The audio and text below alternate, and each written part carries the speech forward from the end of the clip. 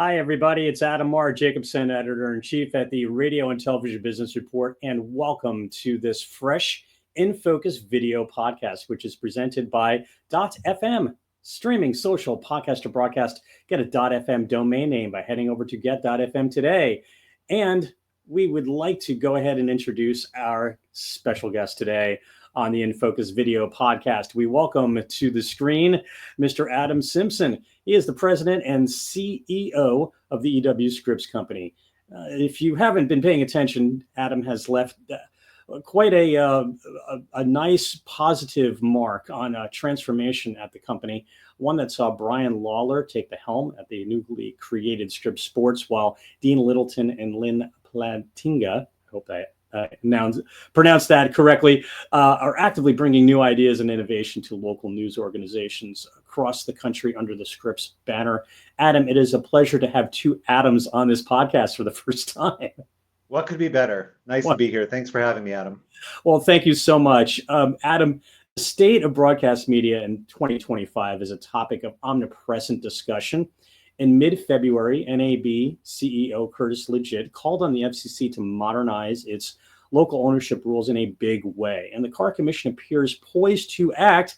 And as of the taping of this podcast, who knows? It could be very well underway.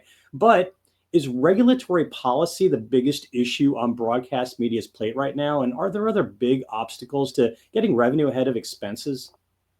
Well, first of all, I think it's fair to say in the television business, revenue is ahead of expenses, but that doesn't mean we're not facing significant issues. And the regulatory environment, the arcane rules today that govern broadcast ownership, I think, are among the impediments to economic value creation in this business. Like all of media, the television business has been dramatically impacted by the digital revolution and the fragmentation that came with it. The framework for competition in the real world has changed dramatically as local consumers now have access to a tremendous amount of news and information from all over the place outside of their markets. And of course, that means advertisers also have access to reach those people in a variety of different platforms. And yet the rules haven't kept up with the reality. And so the opportunity now that the broadcast industry has, if the FCC under now Chairman Carr revisits those rules and modernizes those rules, I think is going to be a very, very welcome change, a change that's been called on for a long time. Is that the only issue in broadcasting? Well, I think ultimately broadcasting is facing some of the same inflection points that we see in all of the media ecosystem. It's, as I said before, a really fragmented ecosystem. Linear viewing has experienced significant declines because people are finding new ways to watch that work better for them. Advertisers are, of course, following the eyeballs there, and it's incumbent upon leaders like me and my peers to evolve our company's offerings and to be able to continue our service to the communities where we operate by operating in a sustainable and durable economic model, which sort of gets you back to why the rules need to change and why the industry is got a close eye on DC right now. Mm-hmm. Adam, when you tune into a Scripps-owned station in several markets, longtime viewers will likely notice a demonstrable shift in how local newscasts are presented. We are regular viewers in our home market of WPTV, Channel 5 in West Palm Beach. When we're on the West Coast, we watch KSBY, Channel 6, serving San Luis Obispo, California. That station in particular has community reporters dispatched all across San Luis Obispo County, northern Santa Barbara County, in ways that really have shifted in many, many ways how they're covering local news compared to any other news organization, perhaps in that region. And I'm wondering what you can say about this blueprint for change. How have viewers and advertisers responded to this? And what are your thoughts on how this is helping to make TV a first destination, or at least the social media components of a broadcast TV operation when it comes time to inform yourself on what's going on in the world? Yeah, I mean, advertisers and audiences have responded well because essentially what we've done is we've refocused our approach to minimizing the performative aspects of local broadcast television, and I can get into that in a moment, describe that a little bit more, and shifted our resources instead to putting more people in the field to better cover the communities that we serve. When you describe our approach to putting reporters in the neighborhoods, we literally allocated $12 million of expense savings from the shift away from always being live, including in some smaller markets, even eliminating the anchor position. We allocated that $12 million back into the newsrooms, hiring up more reporters. What we found after doing a tremendous amount of research was that essentially, especially in smaller markets, having 2, 3, or 4 reporters in a market was not adequate to cover the news in that market. There's a lot going on in the communities that we serve. Now, the problem was we've tended to sort of winnow our role down to covering the most salacious or in some cases the most urgent. But that does not reflect the complexity or the texture of life in communities across this country. And so by allocating resources back into the newsrooms, and by the way, paying those resources more, we included in those cost savings being able to put more money to work to raise the average salaries of our multimedia journalists, our reporters. We've really refocused our effort on coverage. And the response from the communities that we're serving has been really tremendous. I mean, anecdotally, we're really seeing a lot of appreciation for a news operation that's there all the time. We're not just parachuting into a community or into a neighborhood when there's a quadruple homicide and then leaving. We are actually there all the time, covering all of the different things that affect people in that community. And that's made for a much richer newscast. What's different about it, when you describe watching, what's different is, the reality is we've sort of bought ourselves the flexibility to approach these newscasts in a different way. So you're not likely to see, 2 anchors wearing suits sitting behind a desk. You're more likely to see our reporters field anchoring the shows from the field. Oftentimes we're covering stories like Nightline or Dateline, picking single topics or maybe 3 or 4 stories. We've got a lot more resources to be able to tell stories in a different format, breaking away from what I think has sort of become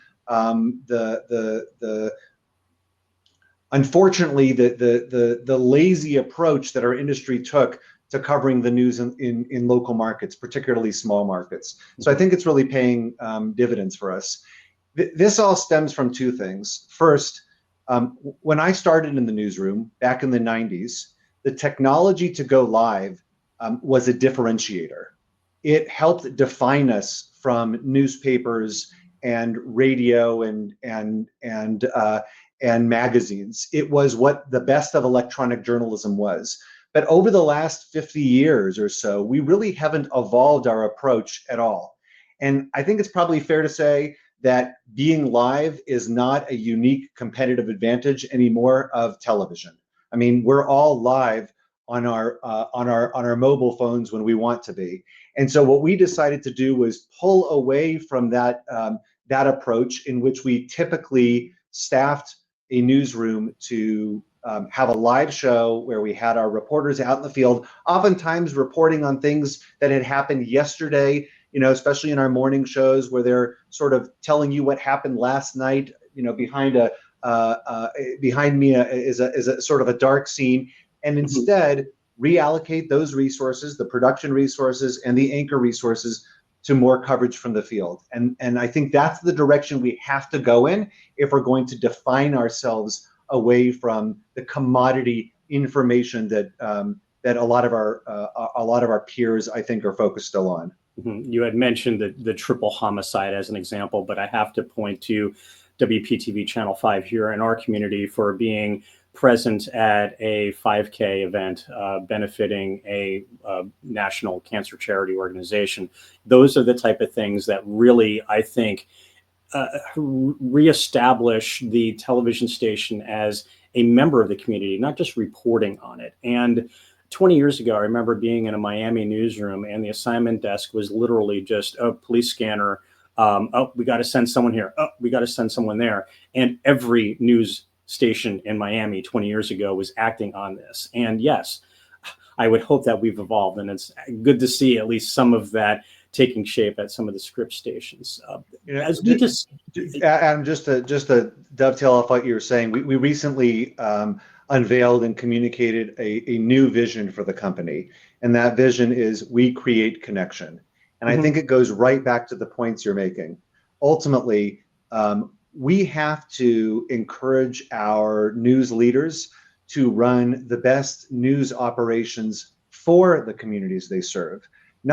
It's not about being the best in the communities they serve, because the reality is the ratings race today is just one aspect of what we track to measure our effectiveness. So if we're going to put this company on a growth trajectory in which value creation is tied to our product has to be necessary. It has to be lovable. I need folks in the communities that we serve to believe, wow, our life here in West Palm or in Cincinnati or in Cleveland or Kansas City wouldn't be as good if that station wasn't around, because they contribute to making this place so much better. And that's connected to our focus on local programming. It's connected to our focus on journalism. And it's obviously connected to our strategy with sports, where we really believe local sports are among the most powerful conveners of people in a community. Mm-hmm. As we discussed in our Winter 2025 quarterly magazine, Adam, attracting advertising clients to newscasts has become a challenge for many in recent years, and CMOs may think a newscast is not brand safe. Is that a topic of conversation you're having with your team, and how do you overcome that challenge as you're reinventing your newscasts? It's a great question.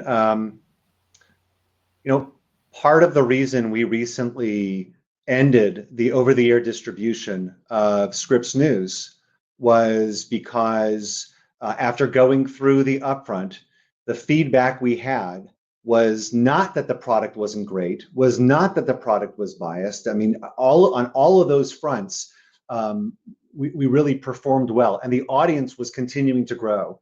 But the feedback we got from national advertisers was exactly as you described. I just can't be around news anymore. It's too much of a liability. Now, frankly, we disagree with that. I mean, news continues to be, I think, a platform that collects the most civically engaged consumers, particularly local news. But it's pretty tough to convince at this point agencies and advertisers, oftentimes when the decision maker is a 20-something year old who lives in New York and doesn't necessarily understand the complexity of living in communities across the country and the role we play. So we are being impacted by this, particularly on the national side. The good news is on the local side, whether it's on our over-the-air platform or our connected TV platforms, digital platforms, we continue to see local advertisers really leaning in. And our move towards connection and a shift from being merely an agnostic purveyor of news information to the role we always have played in these communities is all about, we think, strengthening the connection that we have to the Main Street economy and to our audiences and the communities we serve. Mm-hmm. As we're talking about advertising, we're going to take a quick commercial break right now. Thank you for tuning into this InFOCUS video podcast with Adam Symson, the president and CEO of the EW Scripps Company. We'll be right back after this. Want to stand out online? Get your .fm domain. Perfect for streaming your music, building your social community, hosting your podcast, or broadcasting your brand. .fm, it's your online destination. Get yours today at www.get.fm.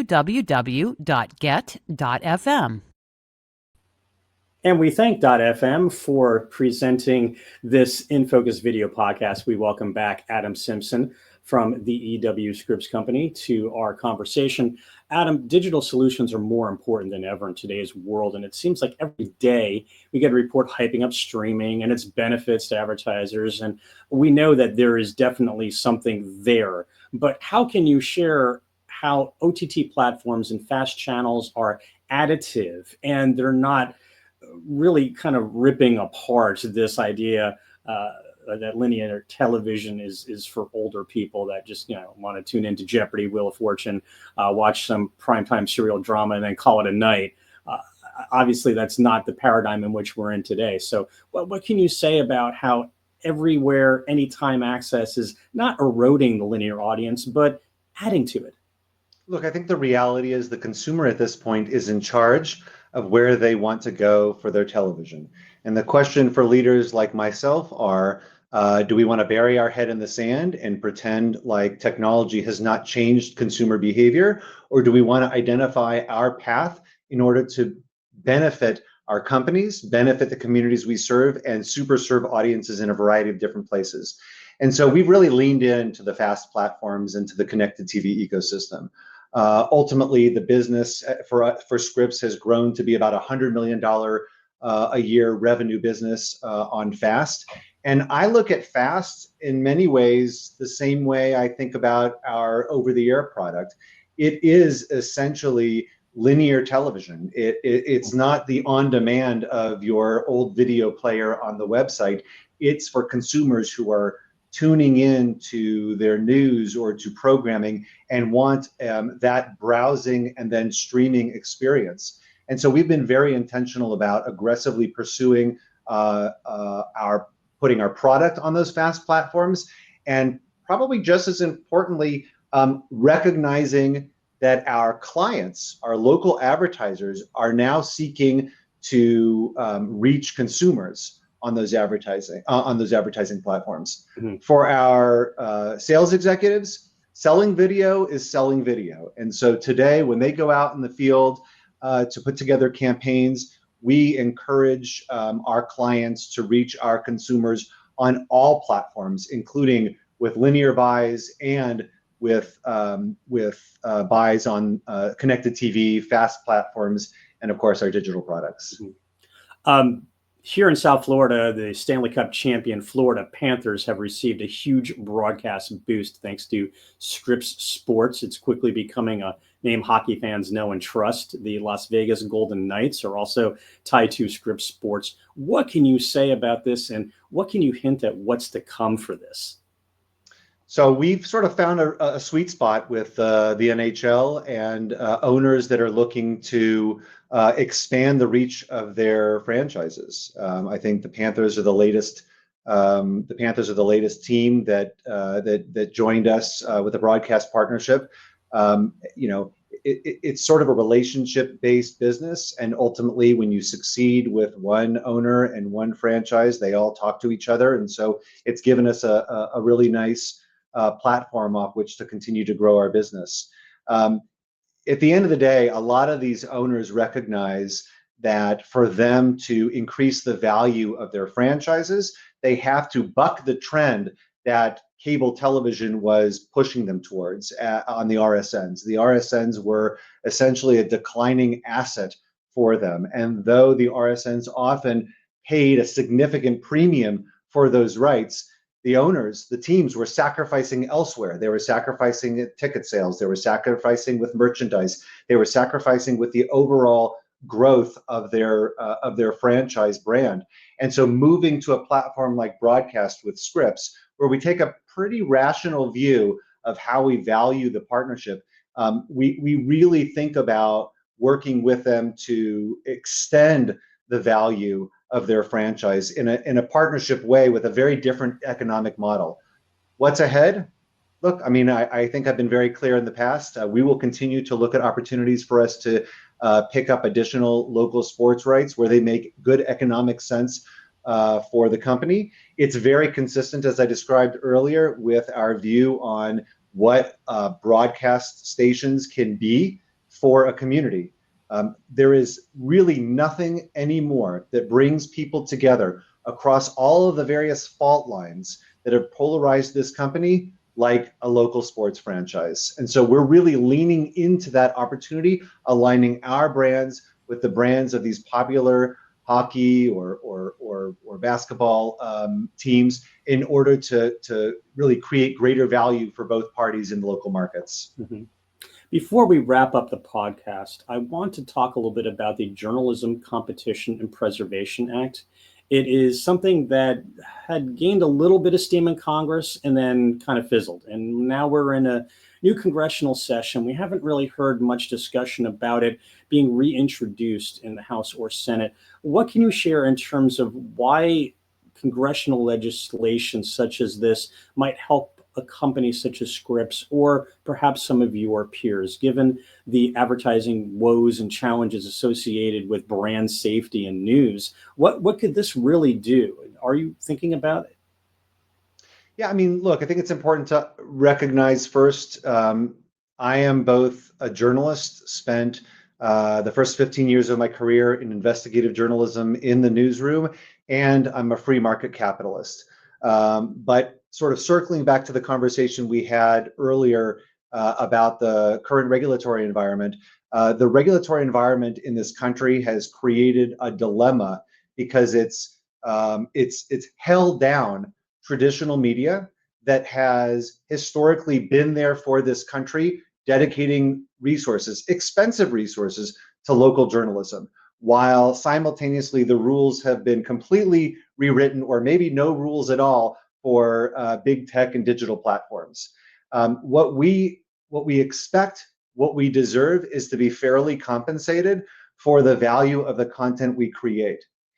In the same way that broadcasters are compensated for retrans and the retransmission of our copyrighted content onto MVPDs or cable operators and satellite operators, so should there be some sort of paradigm or framework for big tech to be able to benefit from the service that we provide and the audiences that we can bring them without doing so and not fairly compensating us. Because to be honest, if we continue to move in this direction and the regulations continue to constrain actual competition, I think ultimately we're going to have an even greater problem facing this country without enough journalism for our communities to be able to make informed decisions. I think ultimately this company for 145 years has stood for the very best of what local journalism and national journalism can be. And for us to carry forward, we want to see a modernization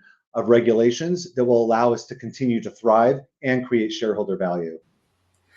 Adam, I want to thank you so much for taking time out of your busy day to speak with us here at the Radio and Television Business Report. It's really been a pleasure. Adam, it's been great talking to you. All right. That is Adam Symson, the president and CEO of the EW Scripps Company. And with that, we want to thank you for watching this all new Radio and Television Business Report InFOCUS video podcast. It was sponsored by .fm, streaming social podcast or broadcast. Get a .fm domain name by getting over to get.fm today. The InFOCUS video podcast is copyright 2025 by Streamline Publishing and is produced and distributed on the StreamYard platform. From Boca Raton headquarters of Streamline Publishing, home of both Radio Inc. and the Radio and Television Business Report, I'm Adam R Jacobson in South Florida. We thank you again for tuning into this podcast, and we'll see you soon. Take care.